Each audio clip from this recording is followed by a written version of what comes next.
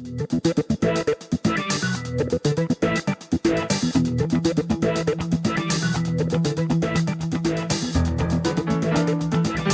are listening to the SDSU Football Podcast, presented by the East Village Times, with your hosts Andre Hagverdian and Paul Garrison. Welcome, listeners, to another episode of the SDSU Football Podcast. I am Andre Hagverdian, and I'm joined, as always, by Paul Garrison. We've got another great show for you today with an interview with Coach Doug Deakin from San Diego State.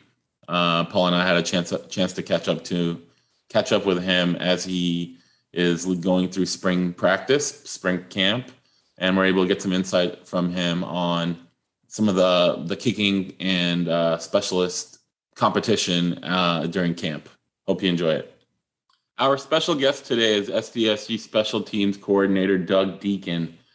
Coach Deakin is entering his 14th season at San Diego State, which includes his time as a football player and as a coach on the staff. This will be his fourth season as a special teams coordinator, and under his command last year, punter Matt Ariza took home the Ray Guy Award, and return specialist Jordan Byrd made the first team all-conference on special teams. We want to welcome Coach Deakin to the SDSU Football Podcast. Thank you for joining us. How are you doing today?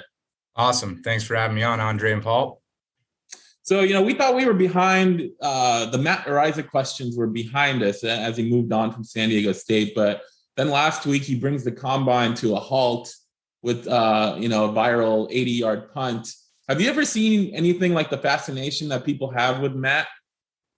No, I have not for a specialist. Certainly specialists have warranted national coverage, but to the extent for the amount of time, I have not, but certainly there's tremendous coverage, and it's awesome to see how Matt's handled it. I'd say that's one of the more proud things of achievement-wise, and not, I guess, in terms of achievement-wise, and being able to handle all of that throughout the course of the year and still be as consistent and dominant as he was. And Matt won the Ray Guy Award in December, but the acceptance and the banquet, I believe, was in January. And you were on hand for that. What was that experience like? Absolutely awesome. It was held at Augusta, Georgia. And as you guys detailed with Matt in his interview, he is a golfer. And we got to drive by Augusta National. The Augusta area held a high school award ceremony for top players in the region, both South Carolina right there on the border and Georgia players. And him and the Montana punter who now transferred to Nebraska were honored as he was the top FCS punter, and Matt, the FBS punter, got to meet Ray Guy's son. And he was the one to present the award, and it was an awesome time to fly out with Matt and his parents, enjoy the hospitality out there and the award ceremony. He knocked it out of the park, and his message to the young guys was enjoy it, enjoy your time, because here I am standing in front of you, having completed my collegiate career, and you guys are just starting on your journey. Coach, correct me if I'm wrong, but you are the recruiting area is Central Coast and the San Jose area? Yes, I'll have 3 area codes. So starting in Ventura, the 805 all the way up to through the Central Coast 831, and then San Jose, the 408 area code. And then I'll also be recruiting South Inland Empire, the 951 now with Coach Thomas departing for the Cleveland Browns. So then what are your priorities as a recruiter? You're in charge of the entire area code in terms of high schools and junior colleges, and building relationships with those high school coaches. The NCAA permits contact periods, so that'll start April 15th all the way through the month of May, and will allow us to go by the high school, have a lot of fun talking football with the coaches, and let alone seeing their spring practices and getting to see the student athletes in person. And for those of us who, aren't familiar with those areas, how would you describe the football that those schools play? I grew up in the 818 area code, but that's right on the border of the 805. So I'm a homer when it comes to the 805 area code, and biased to say that really good football. The techniques and guys, there's a great Pop Warner system. So a lot of guys are fed from middle school or even elementary school through middle school and on to high school. You can tell the level of play that they've been playing for a long time. You start getting through the Central Coast, schools are few and far between in terms of geographically, but you got a different dynamic in the sense of a little more agriculture industry. Kids are well fed and kids get after it. They love football. The 831, what I love about that, when it's time for ball, you can tell. And with San Jose, we've had some tremendous players come out of there and really good football as well. So really exciting. Then Inland Empire, we do a study as a coaching staff on in terms of what are our best recruiting areas, just by simply years of letter winning, years that they've won letters. So they've played conference honors, and then what area code did they come from? And obviously population plays a big role. So area codes such as Los Angeles, you're going to just not, whether there's great players or not, you're going to have a lot more high schools in that area than necessarily the 831. But I certainly enjoy my area codes because it's a heck of a drive. I'll tell you that much. Driving the California coast, I got it real good. Nearly every coach that we've had on the show has talked about learning on the job and their growth at SDSU. You've spoken about that in the past.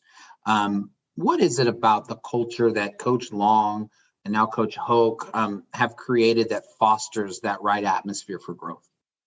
Well, it started with Coach Hoke in 2009, and here I was a redshirt junior, and the first team meeting is, we're here to win the conference championship, and got all the guys' attention. Well, yeah, no, we're going to win the conference championship. In 2011 with Coach Long, he had been on the staff since 2009. A lot of the same sentiments in terms of, we're here to win.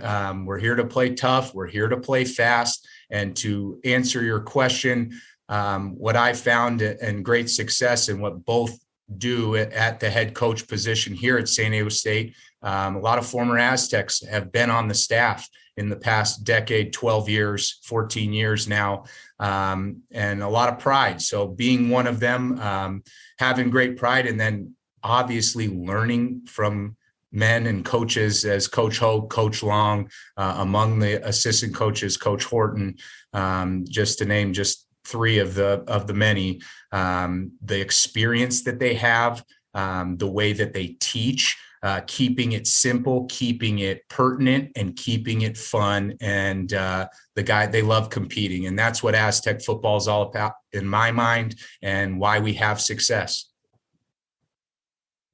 You're entering your fourth season in the program as a special teams coordinator. Are you approaching it any differently than you did maybe your first or second year? Yeah, there's a lot of things you learn. There's definitely schemes that work, schemes that don't work, and you always want to evolve. That's one thing I learned from Coach Long. Here he is in running the 3-3-5 defense, but every year it would evolve. It would keep the core basics to it. However, it was all about the players. And that's something as a special teams coordinator, I take to heart and learn, what did we do well? What did we not do well? Is it scheme? Is it coaching? Is it players? It always boils down to players, but then on the coaching side, how can I coach it better? So every year I better be coaching it better than I was the year before, or change the scheme to fit what the players do well. What's a day in the life of a special teams coordinator like for you, particularly during the season? I get to be on the defensive side of the ball, so I sit in on every defensive staff meeting and work with the defensive staff as well as the offensive staff, but specifically the defensive staff. So even if it's just team and 7-on-7 when we're watching film here, day in the life on March 9th here, or we go 6 a.m. we're in watching film as a staff. By 9 a.m. It's staff meeting. And then throughout the day, you've got different things. So setting up meeting, we had a 2:30 team meeting today. We went over our punt versus punt return reps from yesterday. In that middle of the day, you got recruiting. So getting established who I'm going to see in April and May, what high schools, what are their head coaches, reaching out to them, evaluating their juniors that are now going to be seniors. We're already on the 2023 class, and that always blows my mind. Every year as that rolls over, let alone the guys putting their birthday down and it's got 07 and 08. That's when I start feeling old, when I'm supposed to be the quote unquote young guy on the staff. And then after the team meeting here, we'll either wrap up with another side of the ball and we're on to practice 7 come Thursday. That's incredible. Thanks for taking a little bit of that day to talk with us. There's a lot of youth on the offensive side of the ball this year. Coach has spoken a lot about that. How does that impact special teams and the units that you're trying to build? That's a great question. It's back to the basics, and it always is that way, but certainly with such a young class team or just overall a young team, core concepts, back to the point of making it simple, and then really letting them play, see what they can do, which guys run very well, which guys can get off of blocks, which guys can tackle, all those basic fundamental football 101. That to me is what special teams is all about. And then now identifying those guys and plugging them in to do assignments that they can excel at. Jordan Byrd obviously was very dynamic last year, won a lot of awards. Is there any chance that he could be used too much in the offense to be used as much in the special teams game? And then what are some things that he's working on and thinking about for improving this year? That's a great question. It's definitely something I take into consideration, not only with Jordan Byrd, but even what team. For instance, a defensive player, if he's on the punt team, well, he's covering down on the punt, then he's out there on defense. And then if you put him on punt return, those are all successive plays that may never have a TV timeout, a break in the action. For Jordan Byrd, certainly, as a returner, you want to make sure that he's not taking unnecessary hits, and you want to know throughout the course of the game and meeting with Coach Horton, what now we're talking in terms of during the season, he's really heavily involved in the offensive game plan, going to get more carries, catches, and so forth, then, really repping the other guys back there. But he's such a dynamic player. I want him on all 4 teams. And then the truth of the matter is that he'll either rotate. He was on our kickoff team as well. And depending on where he's at in the game, that the next guy up at his position is ready to go. And he rotated throughout the course of the game on kickoff. And on punt, he covered as an end. And why you love Jordan Byrd and why we have success here at San Diego State is guys like Jordan Byrd, they never come out. I say, are you good? I'm great, coach. And sure enough, he goes roaring out on the field and makes a difference. Now with obviously Matt Ariza departing, he did all 3 kicking phases, which opens up a spot for somebody. Can you take us through the competition at those 3 spots and how it's playing out right now? Yeah, we've got 3 combo kickers, so they can both punt and kick, field goal and kickoff. And Jack Browning, I'll start with him, hometown hero out of West Hills High School, went to Grossmont, now here. He competed so well with Matt last season. At any point, if the load was too much for Matt, which I thought would be at some point, just some sort of fatigue or was inconsistency. Because you're doing all 3, you can seldom master one because you're dividing up so many of the reps, and let alone just the body fatigue, that he pushed Matt along the entire season. And at any point, we felt confident as a staff, he could step in any 3 of the capacities. Colin Hopkins, moving on from Illinois, Bradley Bourbonnais High School, came out of high school in the winter session, was here for spring of last year, and did a tremendous job of adding to that competition. Want to talk about a powerful leg? That's Colin. What he's learning to do is operation time, the little details in his technique to be consistent. And boy, oh boy, him and Jack yesterday, we had 8. They weren't live. It was team thud, but it was punt, versus punt return, and him and Jack were toe for toe. He had a 46-yard punt average. It was one of the best days I've seen him here at San Diego State in terms of consistency and operation time, his kick yardage, and location of the ball. So all three of those facets go into grading and evaluating who's going to be the next guy. And then lastly, David Delgado, another hometown hero, Hilltop High School. He unfortunately got hurt in fall camp last year, had to have surgery here in December. He's recovered. He's in the process of rehabilitating, and he's been out there for the first 6 spring practices and been taking some field goal reps. Going to be very smart about distance and amount of reps with him. He's another guy that just adds to that competition. Out of spring ball 2020, he had our best field goal percentage, better than Matt. And at that point there, you're going, that's going to be a battle. And then unfortunately he gets hurt. So I like where we're at. I really love all three of the kickers. As far as long snappers, we got 2. Ryan Wintermeyer played as a true freshman last year, did an outstanding job. He commands the first role for both field goal with Jacob Rabb now graduating. And then we've had a walk-on, another hometown hero, Mission Hills, Tyson Chavez has walked onto the team, and he's adding to the mix in terms of competition and really likes what he brings to the room.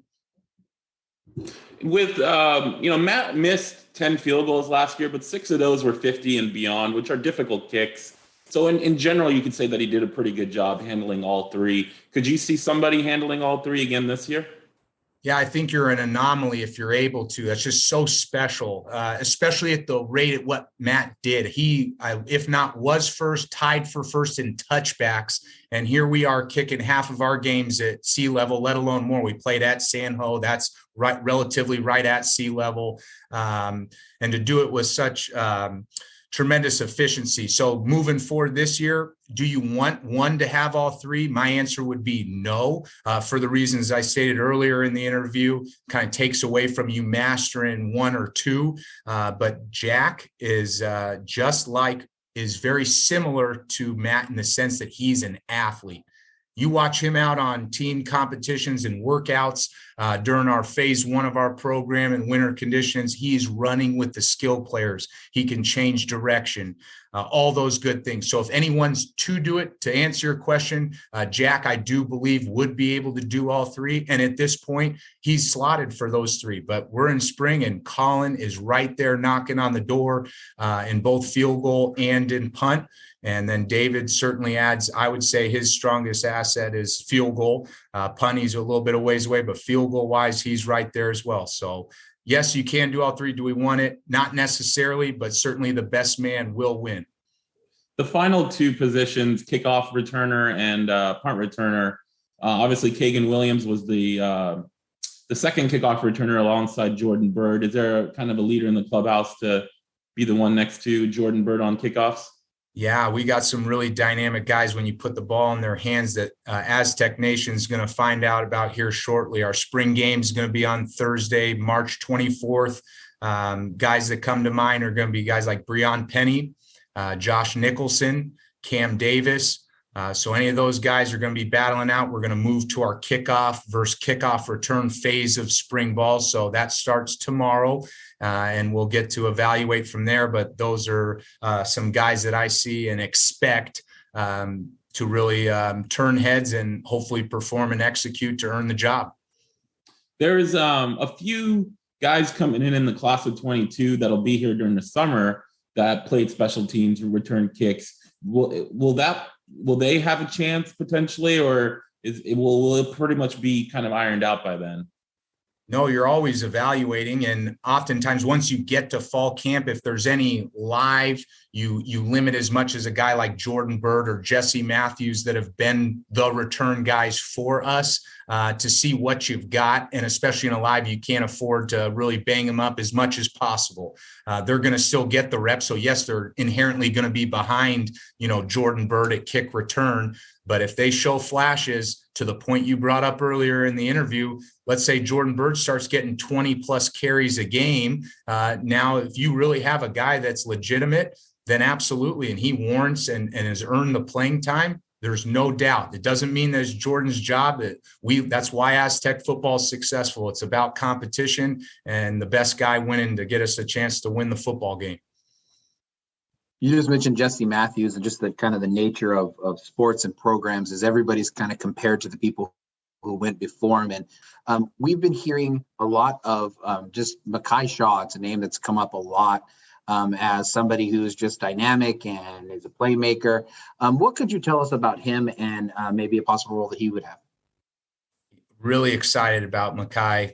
Boy, does he play the game the right way. And what I mean by that is when you turn on the film, he's always in the picture. He might be the receiver on the other side of the field on an offensive play, ball run the other way or pass the other way. He is across the field, blocking a free safety. He's always in the action. He played last year significantly on special teams and was one of our top point producers.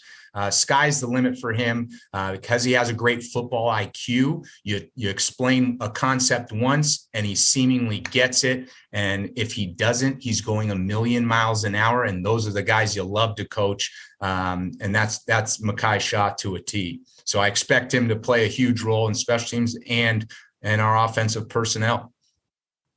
And then just going for yourself, man, you played at San Diego State in the late 2000s, and you were primarily a special teams player, did the holding for field goals, but you were named one of the 3 team captains. How special was that role for you that your teammates thought that highly of you? At that time in my life, it was probably one of the proudest days of it. And that's because you have the respect of your teammates, and whether they liked me or not, they wanted and appointed me to be in a leadership position or represent them. And that means the world. And that's why football is such a great game, and why I play it is obviously the relationship of it, the brotherhood of it. Tough guys have to play this game. That gets exposed real quick. That was very special, and a day I will never forget. So those were our football questions. Are you ready for some rapid fire non-football questions? Here we go. What's your favorite food? If you know me and as you're interviewing me, I am the garbage disposal. I eat everything, and I lived as a player with 3 offensive linemen and a defensive lineman, and I could hang with the big boys. To answer your question, I'd say pizza. Okay. Any particular toppings? Everything on it. Everything on it. What about favorite TV show or movie? I don't watch too many TV shows. I'm watching mostly sports. A show that I have picked up and watched now, it only has 2 seasons that I like on Amazon Prime, is Patriot. I've liked watching that so far. As far as movies, I guess for sure top is Dumb and Dumber. I love comedy movies. Tropic Thunder comes to mind. Basketball. Obviously the Rudies, the Major Leagues, love the sports movies. And I love Forrest Gump. That would definitely be top 10 right in that region. What about the Naked Gun movies? Those love kind of Leslie Nielsen. Are you kidding me? His improvisational skills. My dad was a huge fan of Leslie, and I loved his belly laugh watching it growing up and not really understanding the jokes, obviously going right over my head, but him just being the umpire, just striking guys out. And I love it. Love Naked Gun. Yeah. What about favorite musical artist or group? I am pretty eclectic. Been known to be the DJ at parties. They asked me to put on I don't necessarily have a favorite, maybe a shocker. I am a big EDM guy, but I love all genres. I love some funk. I love rock and roll. Love it all. And then last one, favorite hobby. I've picked up golf. I am no good. If I'm shooting under 100, my gosh, that was not only a few mulligans. So I love any chance to get out and go golf. And I definitely am a big hockey fan. Have never played. A best friend that assimilated from Japan in elementary school was a huge Anaheim Ducks fan. And I've been a Ducks fan ever since and absolutely love watching it. I like to stick to the executive courses because they're a little bit for more forgiving. You don't have to go 500 yards every other hole. So doesn't matter for me because I'll be 3-putt anyways. Awesome. Well, Coach, we want to thank you so much for taking the time. It was definitely insightful to hear about how the special teams units are doing. And we look forward to seeing you guys at the spring game on the 24th. Awesome. Thank you, man. Appreciate you having me on. So, Paul, what were your main takeaways from when we sat down with Coach Deak? I thought it was the first time that any of the coaches had said what I think we knew, but weren't really sure because of what Matt Ariza had done. And that's that they don't want someone to handle all three of the kicking duties. And I think that's a really significant and important idea because, we saw that Matt Ariza, as great as he was, he couldn't handle that in 2020. And they had to take him off of the punting duties. And so I think that it'll be interesting to see because he did also say that Jack Browning's winning them all. So even though it's not what he wants. And so I just think it's a great idea. If it works out that Colin Hopkins, David Delgado, if one of them are able to take away one of the roles, I think that was pretty significant. That is what they're looking for, because I think Coach Hoke had kind of been coy about those sort of things. Yeah, I think it's definitely likely, just from hearing him and just what we've seen and what we know, that Browning will win the field goal kicker and the kickoffs probably. And then Colin Hopkins is the punter. Just basically based on Coach Deakin talking about how Colin had his best day as a San Diego State Aztec during week 2 of camp. Went toe-to-toe with Browning on the punt competition. And if they don't want Browning to do all three, then it seems to me that Hopkins has a bigger advantage to be the punter than probably Delgado does as being the field goal kicker. You see that the same way? I think so. And I think I went into the conversation thinking the opposite. He talked about that was Hopkins, just having his best week, best day as an Aztec. So we'll see if it's consistent, because I think that's really what they're trying to answer. They're trying to answer is either of them starter quality. Is Delgado's a starting quality as a field goal kicker, or is Hopkins as a punter? I guess I would have said it only because obviously Delgado's older. And so just being around it a little bit more than the other ones. And then also I think what Browning did at Grossmont is jumps out to you is how good of a punter he was. So I think I jumped into that article preparation for the article that came out, thinking that Delgado was more likely to win the field goal job, but it sounds like he's very limited. And so I think that's going to be, the big key, and then how quickly he's able to jump back into it. So it definitely doesn't seem like it's going to be decided in spring. Yeah. And 2 little tidbits that Coach Deakin also added that I don't think we were aware of. One was that he's taking over the Inland Empire as for the recruiting for Coach Thomas that left.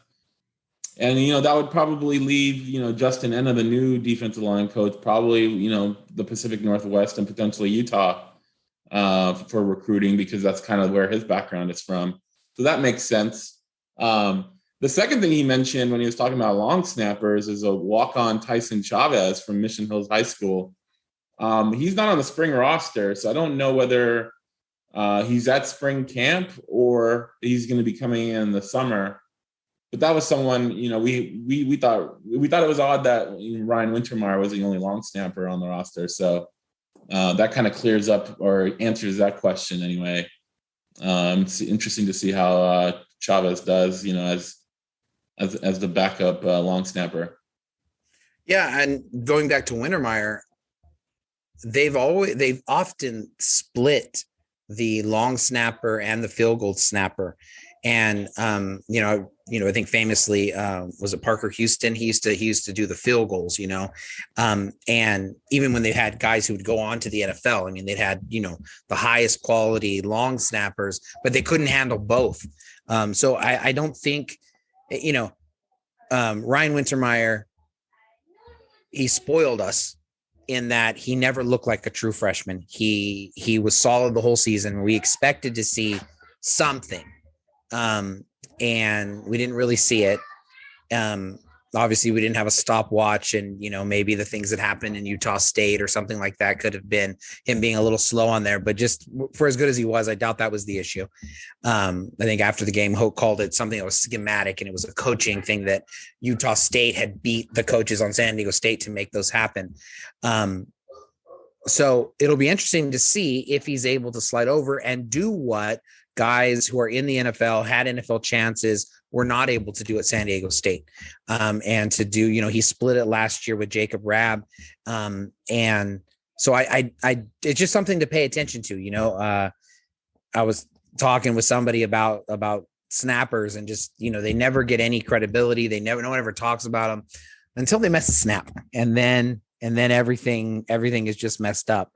So I think that's significant. I also enjoyed having the idea of a Penny returning kickoffs, right? I think everyone's cautious about what to make of Breon Penny, because we expected him to show up onto campus and take over immediately for his brother. But we were reminded that he played quarterback in high school. He's now 3 years playing receiver for the first time, and he's ready. And for Coach Deakin to mention him first as the person who's really dangerous with the ball in his hand, I think that was pretty exciting.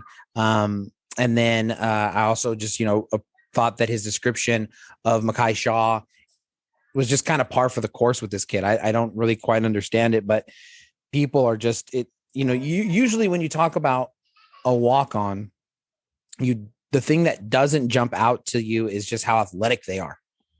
And yet that's the thing that they're talking about with Shaw all the time, is just how athletic he is. And so just another great, I think, insight into, what the coaches are looking for. Shaw's always in the picture, and what makes him special, that he's able to do it like that. Who were the two other guys that Coach mentioned? Was it Cam Davis and Josh Nicholson for a potential returner? Those guys get an opportunity, see what they could do. I mean, we saw Cam Davis last year during practice with his ability to catch the ball and make people miss an open space. And that obviously will translate well to being a kickoff returner, obviously. So it'll be interesting to see those guys also get a shot. Because as you mentioned in your question to Coach Deakin, is, if Jordan Byrd is more active in the offensive game plan, then having him do kickoffs and punts might be a bit much for him. There's definitely hasn't been any indication about how they're going to use Byrd, etc. But both Byrd and also Chance Bell, they're not the biggest guys, and they're going to have to split carries in some way.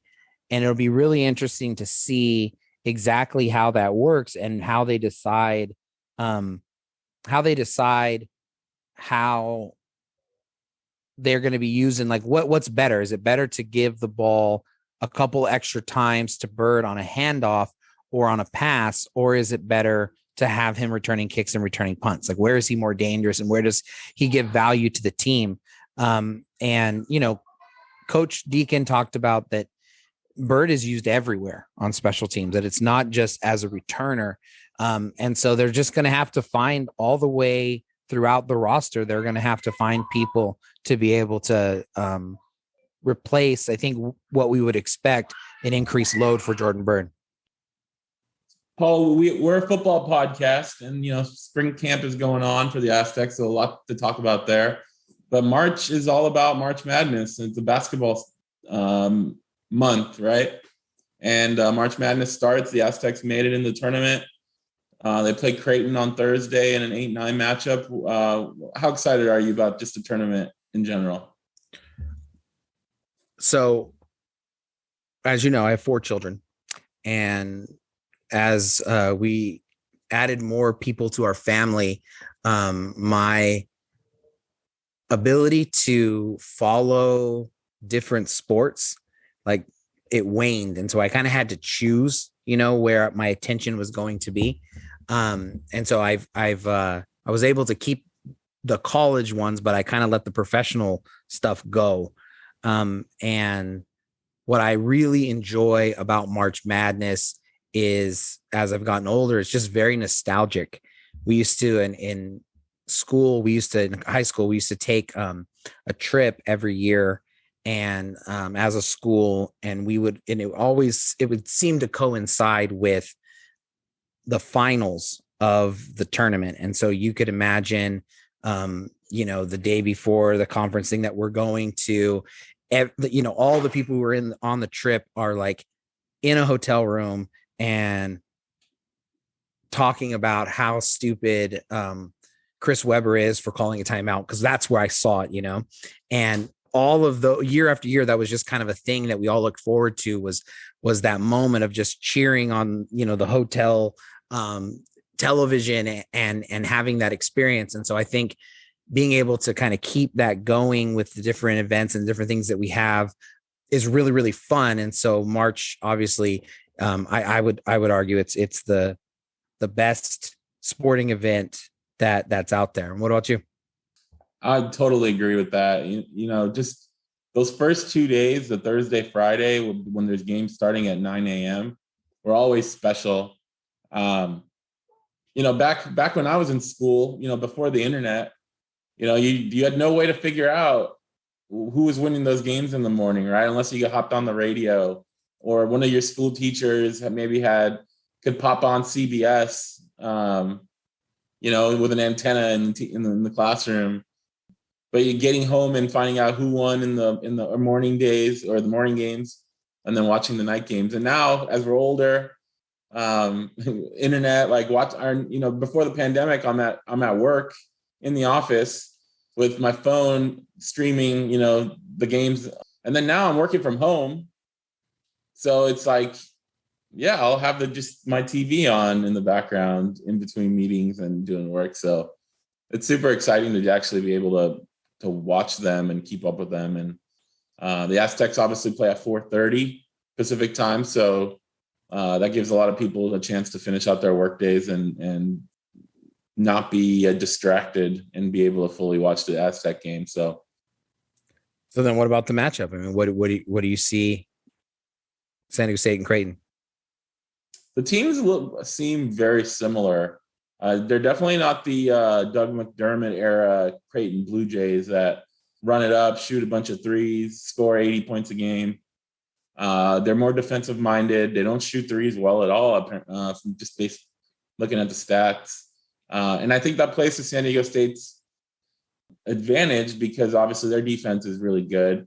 So they're not going to need to score 80 points to win against Creighton. That 55 to 60 might actually get it done, which is the type of game that the Aztecs play and have played and have won all season. So I think they have a good shot of winning this game. I think out of all the 8-9 matchups that they could have potentially been in, I think this is probably the most favorable that they could have gotten. I think that's fair. And the thing about the tournament and what makes it great is if a team gets hot, a shooter gets hot, somebody makes a few baskets, with all of the timeouts and the making it difficult to go on long runs, it's the one sporting event where the underdog legitimately has a chance to take them out. I mean, probably that, and maybe like boxing or MMA or something like that, where, Buster Douglas can land an uppercut and change a fight. And I think that because of that, that's always the difficult part of it is I don't know how much the statistic that they shoot in the 30% really matters, because it's one game. They're not going to get this entire body of work to be able to have the averages, be able to move and figure out. Like, reality is somebody is going to shoot the ball well, or they're not. I think that one of the advantages that San Diego State has, maybe as opposed to like last year's team, is they're not playing a weird, funky zone. They're playing something that they're accustomed to seeing, that, teams have played them where they're going to want to make, I think Trey Polium is going to have to, whoever has the ball in his hands off of Mensah's screen is going to have to be able to be the one to provide some offense. They don't have to score 20, but they're going to have to be able to kind of bridge those gaps when the team isn't scoring.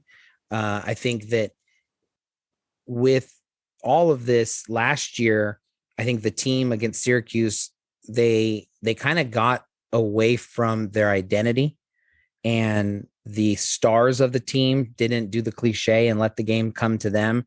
They tried to be the stars and say, if we're going to lose, we're going to lose because, Matt Mitchell and Jordan Shackle are going to shoot the ball a lot. And the good thing about this year's team is Matt Bradley doesn't have to make that decision. That's how they already play. Him being able to, 10 dribbles and being able to work and then find a shot that he wants is what they do already. And so I think you're going to see a lot of that. And what kind of game does he have? Does he have the kind of game that is going to be able to lift them off to that? I would say the other really important part, and again, this plays, I think, to the favor of the Aztecs, is it should be a low scoring game, provided, again, that people aren't hot, they're not shooting really well, whatever. And so how many fast break points can these two teams generate? And Creighton lost their point guard, and if the Aztecs are able to pressure, which they should be able to, and force, 6, 8, 10 points in fast break points, that can make a really big difference. Any keys that you're thinking about? From a outside perspective or outside looking in, the Brian Dutcher era, 5 years in, has been very successful, right? 2 regular season conference titles, 2 postseason conference tournaments titles, but 0 tournament wins, NCAA tournament wins. And I know that the 30-2 team and the COVID cancellation would have probably won at least a game, if not more.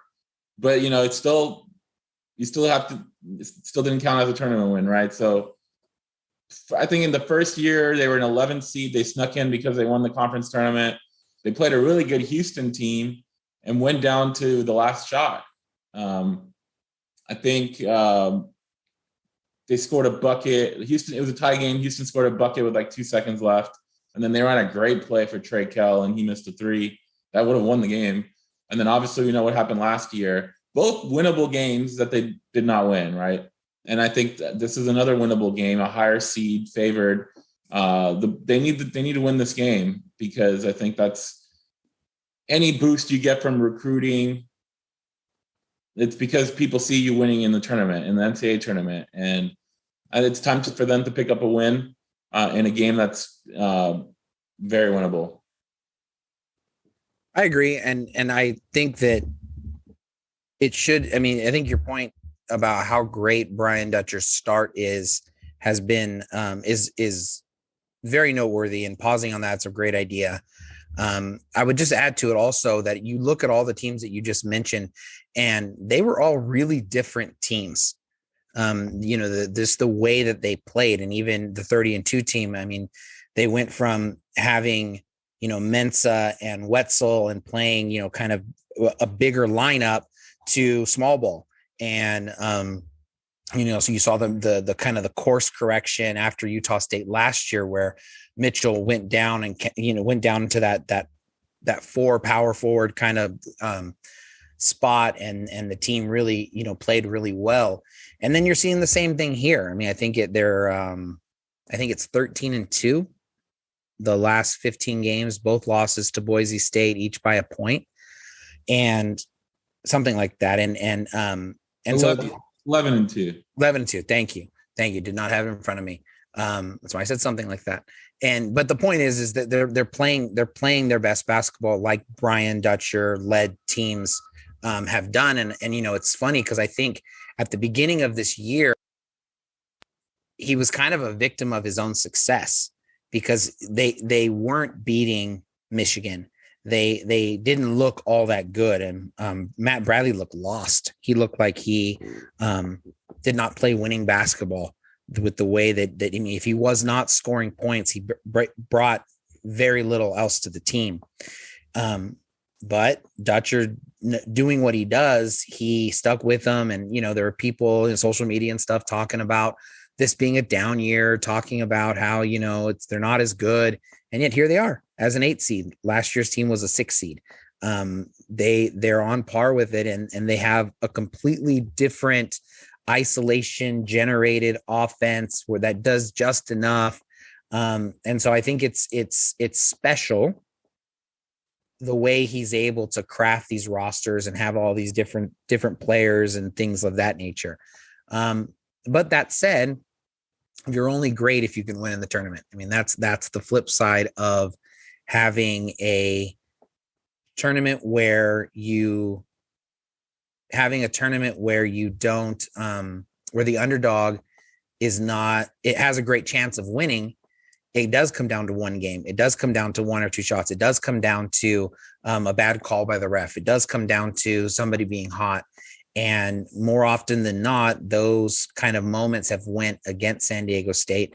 And in order to become the program that they kind of were having that trajectory to, they got to make a run.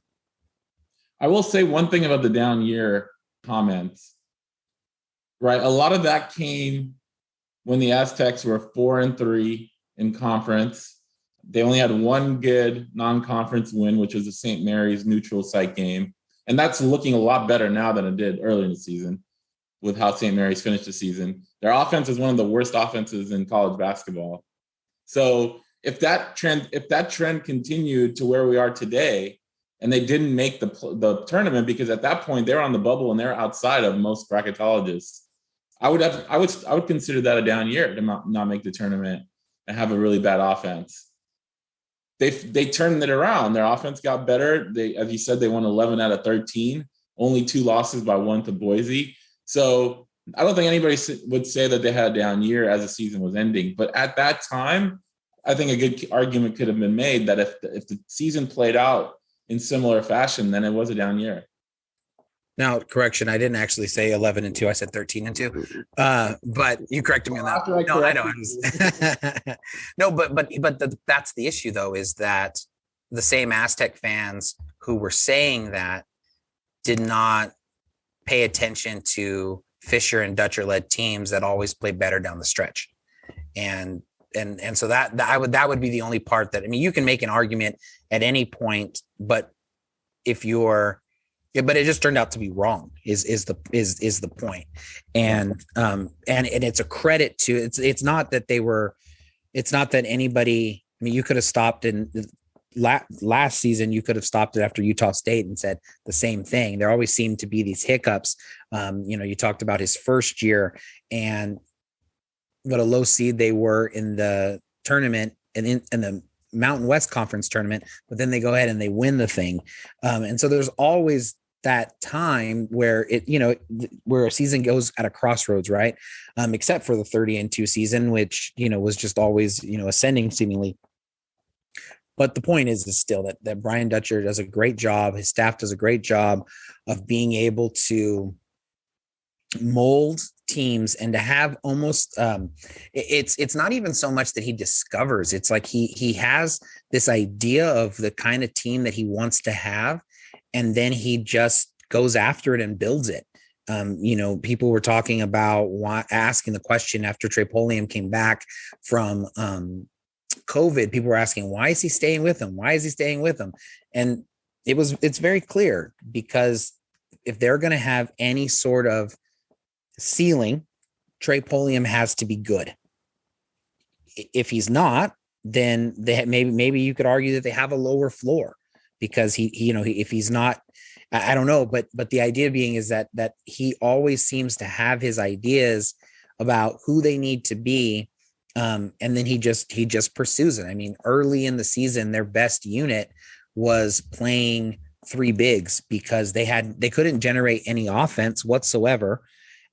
So they might as well crash the glass and just try to have a slugfest, but he I asked him about that, and he said, like, we can't run any offense if we play these kinds of because Kashad Johnson and his ability to shoot, etc. And so I think it's really special that he kind of can see what he's looking for, and then he pursues it and he goes after it. And he's right. I mean, that's the end of it. So then your prediction, what happens tomorrow? San Diego State wins 60-53. I think that's a really, really good score. For those of you who saw our roundtable, I made a different prediction. I predicted that Creighton would win. I think that Creighton has I think there's a recipe for beating San Diego State, and it hasn't happened yet where San Diego State has proven to be good enough in the pick and roll and to take advantage of a center who doesn't come out to guard strong off of the pick at the top of the screen, at the top of the key, beg your pardon, the screen at the top of the key. And they have yet to prove that they can do something about that. And so I think they're going to have a difficult time scoring in the half court. And I think it'll come down to free throws, unfortunately. And I don't think that I think there'll be a free throw discrepancy at the end of a really, really close game. But I hope I'm wrong.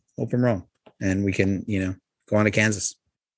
Yeah, if Kansas beats whoever they're playing, obviously. One last comment from me before we get out of here is I'm excited about going to the games at VAS Arena on Friday and Sunday. They're not San Diego State games, obviously, but this is my third time going to the first two rounds when it's been at Viejas. First time was, I believe, 6 or 7 years ago. And there were some great games, some overtime games, really fun. 3 years ago or 4 years ago, and the last time, I believe all 6 games that weekend were blowouts. And it was a downer because you want to see good finishes. You want to see good matchups. And it was kind of a letdown. So I'm hoping this weekend's games are back to how they were the first time I went and not the second time. I think it's a great point. The first time that they held them there, held it at Cox Arena, I went to those and we sat at the very, very, very the last, bench row. And it was a lot of fun. And it's one of those that you'll never forget it. There was a player there. So it was the Collins brothers, I believe, for Stanford, the two twins who were really tall. And then it was St. Joseph's. And they had a player, Marvin O'Connor, who just went crazy against, like the number one team and all that stuff. And they wound up losing 90-83, but he fouled out late in that game. And, they're from Philadelphia. So this is a Stanford / local San Diego crowd. And everybody gave him a standing ovation as he walked off the floor. And it's still like, it was magical just to be able to be in the building. And that's what you want. What seeds are playing there? So it's Arizona 1 seed. And then the 8-9 is Seton Hall TCU. So whoever wins that one will play Arizona likely on Sunday. And then the 3 seed Texas Tech and the 6 seed Alabama are playing. And then if they both win, they'll play each other on Sunday. I think that that's a fun. Arizona travels well, so there should be a pretty big crowd for that. And yeah, it's terrific for just the reputation of San Diego as a basketball town, a college basketball town, that they're on that rotation to be able to host it all the time. In fact, they had to change the rules because the Viejas Arena isn't big enough by the old rules. So they changed it just because of how well supported and how well run that event is. And, it should be a lot of fun. Absolutely. Hope everyone enjoys the tournament. Hope their brackets end up winning them some challenges along the way. Also, the spring game for Aztec football is Thursday night, March 24th. So come on out. It's open to the public. It's free. So Paul and I will likely be there. So we'd love to see you guys out there as well. Come say hi. And we'll talk next time.